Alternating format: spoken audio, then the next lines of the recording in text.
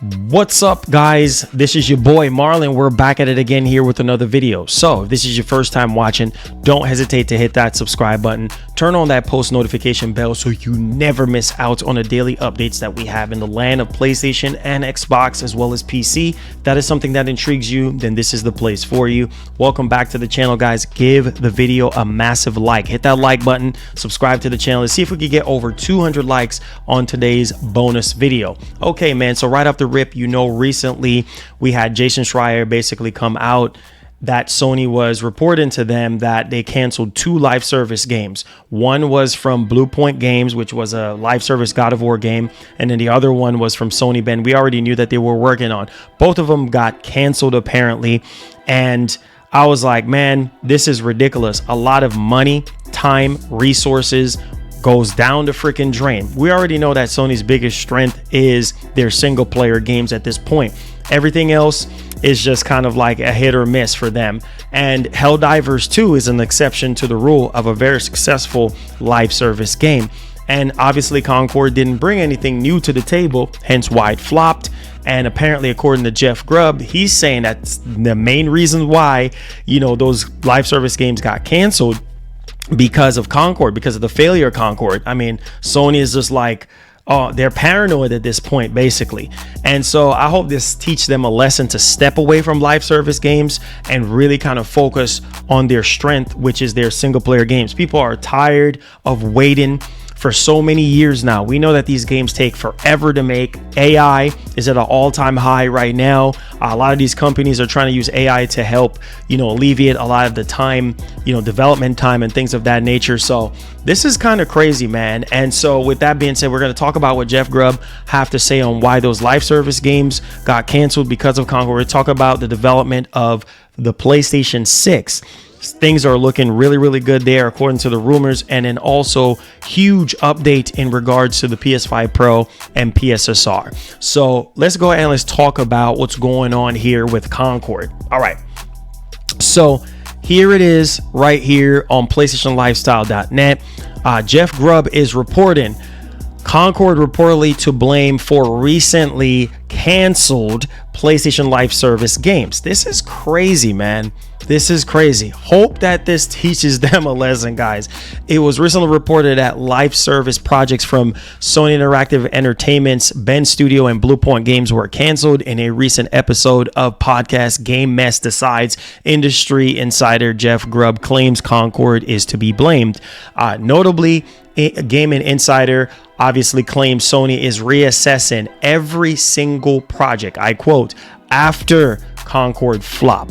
So let that sink in, guys. Now, during the episode, Jeff Grubb reports that Ben Studios and Blue Point Games live service game cancellations are due to Concord's tumultuous launch, okay, in which servers shut down just 2 weeks after its release. He also claims Sony is currently reassessing every single project with its current live service slate under the most scrutiny. This is nuts, man. All right, so quote, this is coming from Jeff Grubb. This happened because of Concord. Like, this should be clear. That's what I've been told, end quote, he said. And then he also said Sony is shell shocked right now because of Concord. Right now, let me stop right there, because him saying Sony is shell shocked from Concord, I do believe it. I really do believe it. But let's finish this off.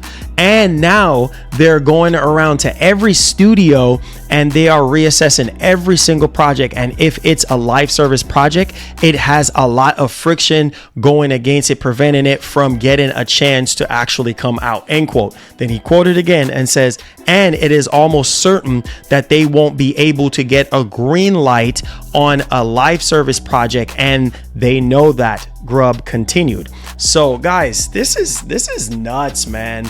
This is freaking nuts. Now, while this is probably good news to some of PlayStation players out there, this does pose a bit of problem for developers as Grubb mentions, under Sony's live service push, studios had a pathway of funding from the company.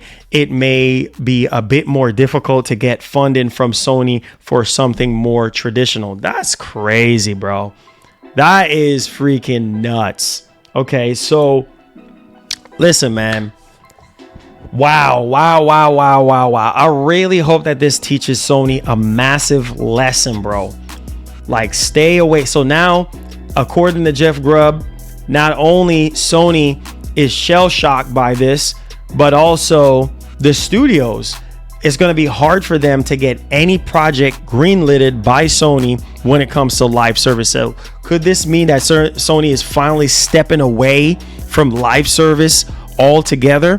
I really do hope so, man, because I know we have Marathon, we have Fair Games, and we have other projects that's still in the matrix right now. So we will see, what ends up happening. But good Lord Almighty, man, I don't even know, guys. I really don't know what to say.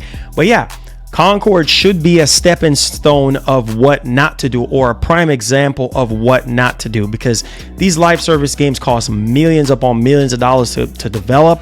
And on top of that, you could have used that money and resources on other projects that people have been asking for, Days Gone 2, or maybe some of your classics like Infamous, SOCOM, Resistance, Killzone. Come on, Sony, you can do way better than this, man.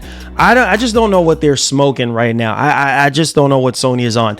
This is a freaking joke. This generation itself is a freaking joke. Ever since Jim Ryan came in and started pushing for all this live service nonsense a couple years ago, it was just like, okay.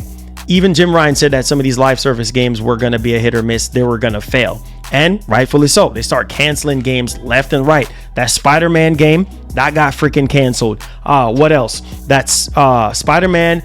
We had Factions 2. That got freaking canceled. Concord, freaking canceled. They ain't coming back. You know what I mean? Shut down and cancel. Like, there's so many freaking projects that is not here today, all because of that. Twisted Metal, that was also another game. And then plus Blue Point Games, God of War game, and then also what Sony Ben was working on. Hopefully this teaches them a lesson, because this is a train wreck situation that's actually happening at Sony right now. And every PlayStation fan should be in agreement with this. This is nonsense, and this needs to stop. Sony needs to get their act together. Bro, we're going into year 5 right now, and garbage like this? Come on. Anyways, let's go ahead and let's move on to our next topic here. Now, we're talking about the PlayStation 6 development. Okay, so this has come from PlayStationLifestyle.net. It says right here that PlayStation 6 development has reportedly reached another milestone. 2 reliable leakers have provided PlayStation 6 development updates, one of which is that its system on a chip, the SoC, is designed complete. According to known AMD leaker Kepler L2, the design is already in the testing phase, with the first complete functional chip ready to be fabricated and tested later this year. Wow. So if this is true, seems like Sony is turning up the heat here, man. Sony confirmed AMD as PS6 partner in an official update. Kepler L2 furthered claim, thanks to Reddit, that PlayStation 6 GPU is a fork of AMD GFX 13, now known as UDNA, formerly RDNA 5. They also suggested that the PlayStation 6 might be targeting a late 2027 release. Whoa, really? Considering that the usual time between AO tape out, which is obviously functional chip testing, reportedly set for late 2025, and the console release is about 2 years. So man, the next Xbox is reportedly coming out in 2026. So a year later, Sony with the PS6. I mean, that's crazy. But nothing to worry about, right? Because Sony said that they're going to be supporting the PS5 for years to come, even when the PlayStation 6 comes out, including the PS5 Pro. Because I know how some of you guys are also going to be mentioning this in the comment section. But this is really good news. And elsewhere, a reliable Chinese leaker via Video Cards Reddit, who goes by Zhang, claimed that the aforementioned UDNA's architecture will utilize TSMC's Taiwan Semiconductor Manufacturing Company Limited N3E process technology, and AMD will reportedly use high-end flagship graphics cards for next-gen UDNA. So that's apparently, you know, AMD's next architecture there for their you know, graphics technology and things of that nature. So this is nuts, man. I can't wait to find out more and more information as time progresses and things of that nature. So yeah, we already know about the partnership with Sony and AMD for the PlayStation 6. So let me know y'all thoughts in the actual comment section here. What do you guys think? All right, man. So yeah, man, PlayStation 6, it ain't fixing to be cheap. Let's talk about this huge improvement that's going on right now with PlayStation 5 Pro. So we know with PlayStation 5 Pro with PSSR, it had, you know, quite a few issues, you know, from developer to developer. It actually varies, where there's a lot of shimmering and ghosting in the image of PSSR. Now with the latest update for Jedi Survivor, the latest version that is, which I'm assuming is, you know, PSSR 2.0, a lot of those, you know, foliage issues, ghosting, a lot of the shimmering and stuff like that is now gone. And so let's go ahead and let's take a look at this one. All right, so this is also coming from PlayStationLifestyle.net. Now, basically it says right here, Sony quietly improving PlayStation 5 Pro PSSR behind the scenes. It says following some early criticism of PlayStation 5 Pro's PlayStation Spectral Super Resolution PSSR, it looks like Sony's making a continuous back-end improvements to its tech, according to a developer working on PS5 Pro version of their game.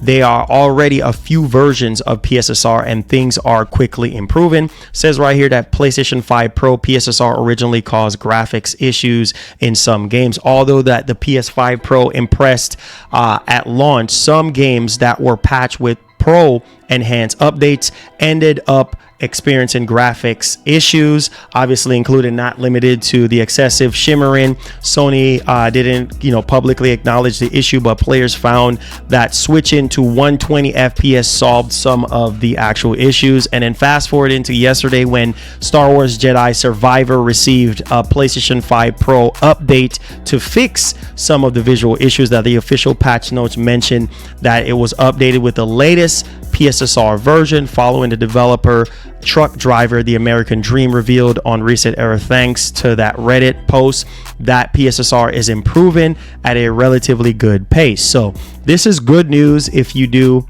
have the PlayStation 5 Pro.